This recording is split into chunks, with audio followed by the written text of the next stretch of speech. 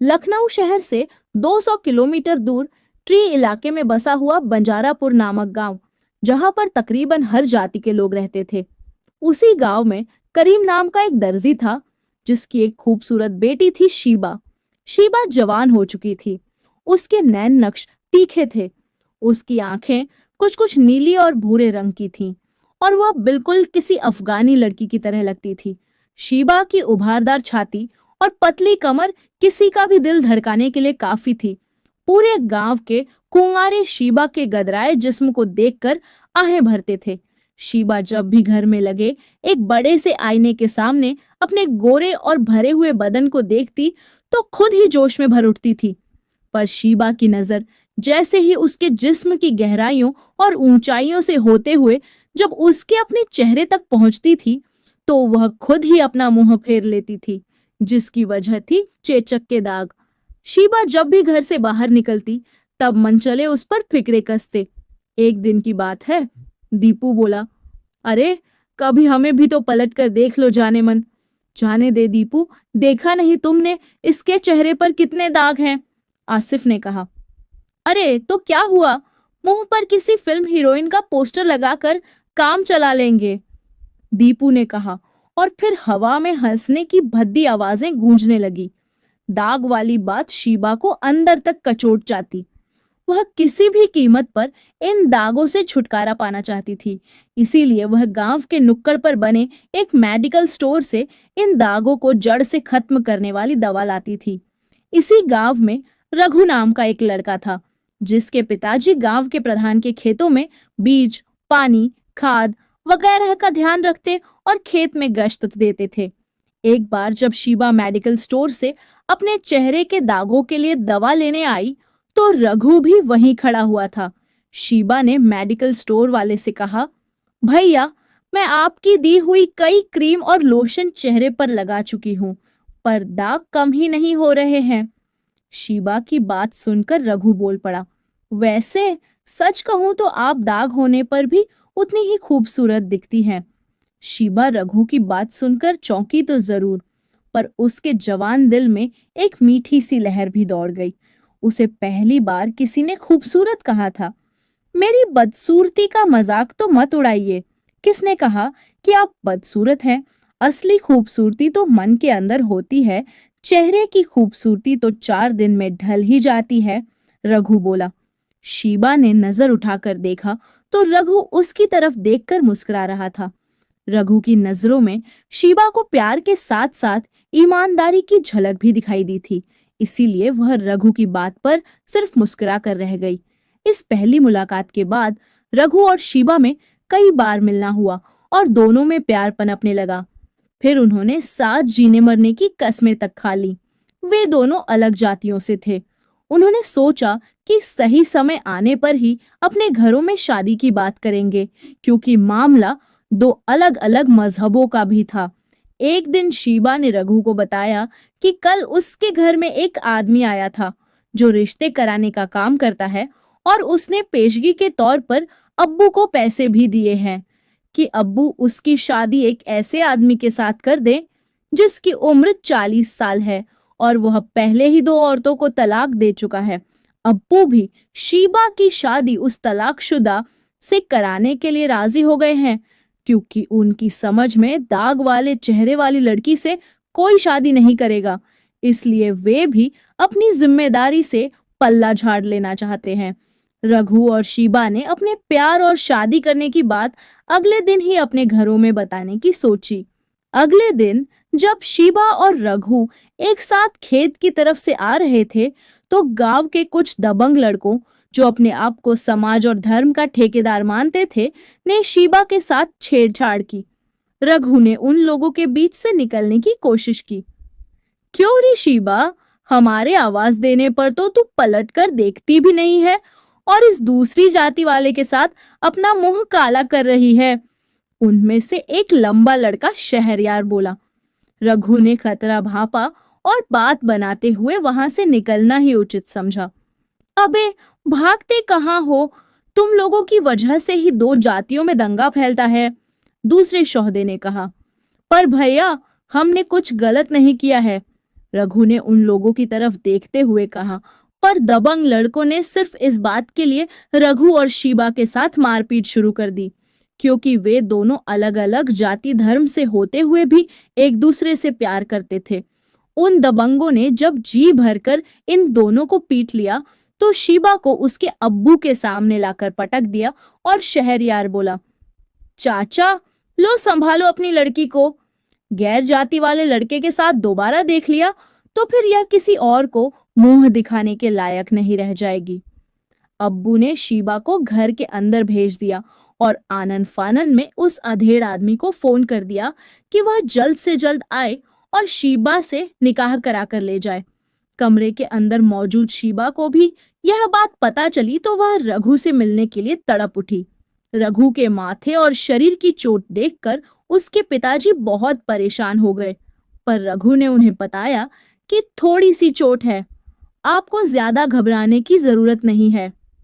रात में सिसकते हुए शीबा ने अपने पास छिपा कर रखे हुए मोबाइल फोन से रघु को अपनी आप बीती सुनाई। देखो रघु, मैं तुमसे प्यार करती हूँ और किसी भी कीमत पर तुमसे ही शादी करूंगी, क्योंकि मैं तुम्हारे बच्चे की माँ बनने वाली हूँ। पर क्या तुम मुझे मेरे चेहरे के दागों के साथ मंजूर कर सकोगे? शीबा ने पूछा। फिर वही बात, मेरी मोहब्बत तुम्हें दिल लगी क्यों लग रही है? पर जात पात और धर्म के फेर में पड़े ये गांव वाले हमें यहाँ तो मिलने नहीं देंगे, रघु ने कहा। फिर हम क्या करें? शीबा ने पूछा। पहले तो हमें भागकर शहर जाना होगा, वहां पर मेरा एक दोस्त है, वहीं जाकर हम शादी कर लेंगे। इसके बाद शीबा और रघु ने आगे का प्लान बनाया और तय समय पर दोनों ने रात के अंधेरे में अपना घर छोड़ दिया। हालांकि शीबा और रघु रात के अंधेरे में निकले थे, पर उनके भागने की खबर शहरयार को लग गई और वह अपने गुर्गों को इकट्ठा करके उन दोनों का पीछा करने लगा। शीबा और रघु को एहसास हो गया कि उनका पीछा किया जा रहा है, तो वे दोनों चलने के बजाय दौड़ने लगे और हांफते हांफते शहर की ओर जाने वाली सड़क पर पहुंचे। शीबा डर और थकान के चलते सड़क के किनारे बैठ गई। वे दोनों किसी सवारी का इंतजार करने लगे जो उन्हें शहर तक पहुंचा सके। अभी कुछ ही देर हुई थी कि एक कार वहां से गुजरी। रघु के हाथ देने पर कार रुक गई।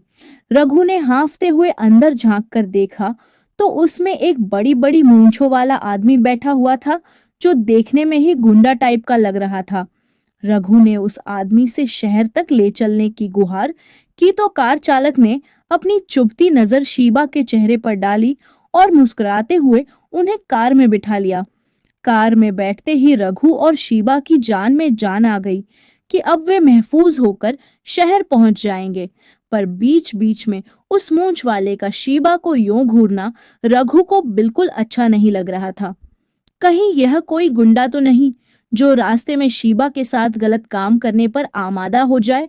बैग में पड़े एक छोटे से चाकू को बाहर निकालकर सोचते हुए रघु ने अपने हाथ की पकड़ को मजबूत कर लिया था।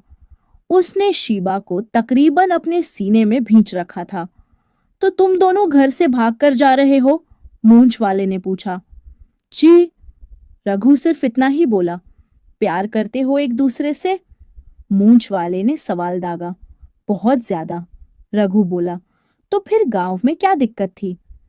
मूंछ वाले ने शीबा को घूरते हुए पूछा तो रघु का गुस्सा भड़कने लगा, पर उसने मामले की नजाकत को समझते हुए नरमी से जवाब देना ही ठीक समझा।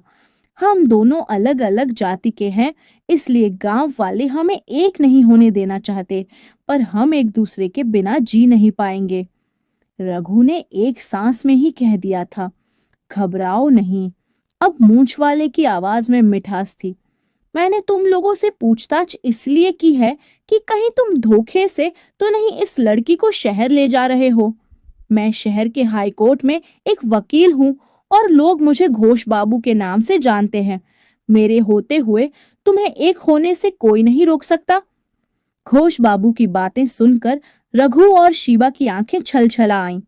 घोष बाबू एक ऐसे वकील थे जो अपने काम को सोशल मीडिया द्वारा प्रचारित करने में पीछे नहीं हटते थे और वे ऐसे मामले ढूंढते थे जिनसे समाज की सेवा भी हो सके। रघु और शीबा का मामला भी ऐसा ही था।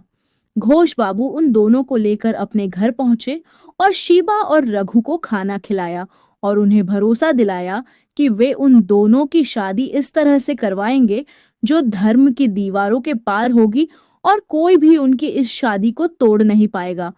अगले दिन रघु और शीबा नहा धोकर बाहर आए तो उनके बदन पर शादी के कपड़े थे और वे दोनों घोष बाबू के साथ हाई कोर्ट पहुंचे, जहां पर घोष बाबू ने एक छोटे से स्टेज पर सारा इंतजाम किया हुआ था। शीबा और रघु की शादी को कानूनी मंजूरी देने की कार्यवाही की शुरुआत कर दी गई थी। घोष बाबू ने स्टेज पर रघु और शीबा को खड़ा करके उन दोनों के हाथों में वह किताब दी जिसे हम भारत का संविधान कहते हैं।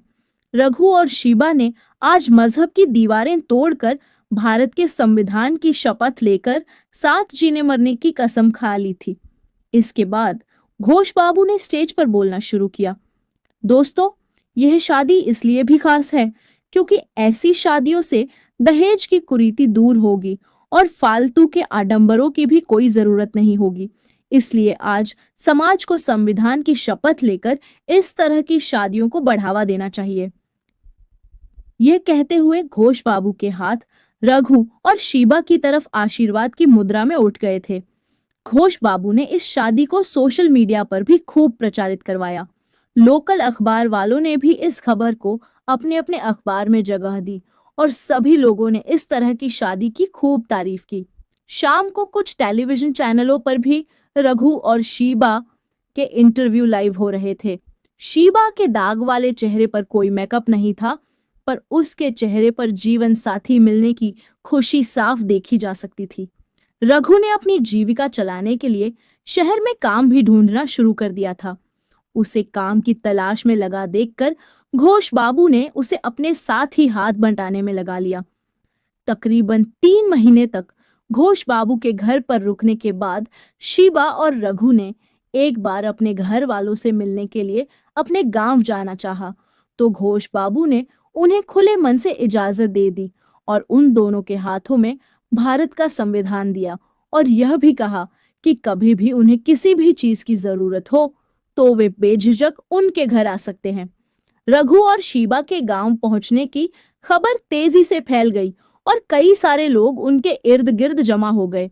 शीबा ने अपने हाथों में मजबूती से भारत का संविधान पकड़ा हुआ था। उन दोनों के एक ओर मुल्ला मौलवी थे तो दूसरी ओर पंडित पुरोहित। एक और शहरयार का गैंग भी खड़ा हुआ उन्हें घूर रहा था। आखिर तुम दोनों किस धर्म के हो और किस धर्म में रहकर तुम दोनों ने एक दूसरे से शादी रचाई है?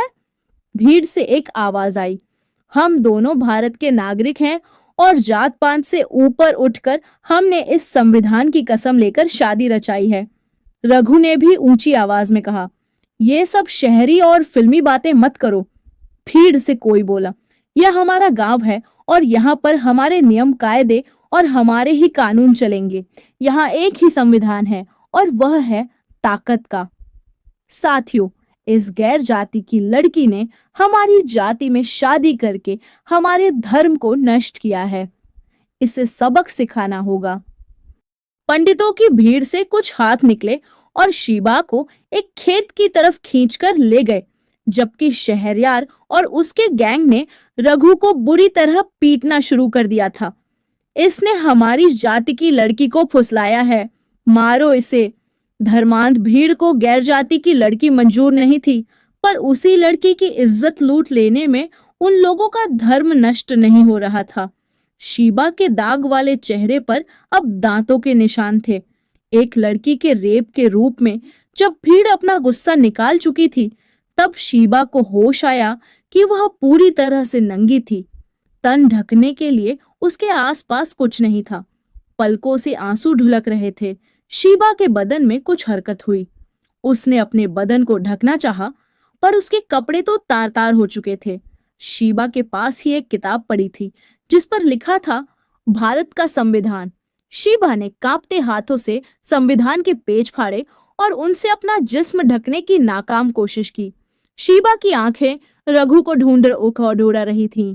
उससे चला नहीं जा रहा था, पर वह रघु से मिलना चाह रही थी, उसके कंधे पर सिर रखकर रोना चाह रही थी और उसे बताना चाह रही थी कि रघु जल्दी से उसे शहर ले चले। अब शीबा को इस गांव में नहीं आना। दोस्तों, आज की कहानी आपको कैसी लगी कमेंट करके जरूर बताएं। अगर आप चैनल पर नए हैं तो चैनल को सब्सक्राइब जरूर करें। धन्यवाद।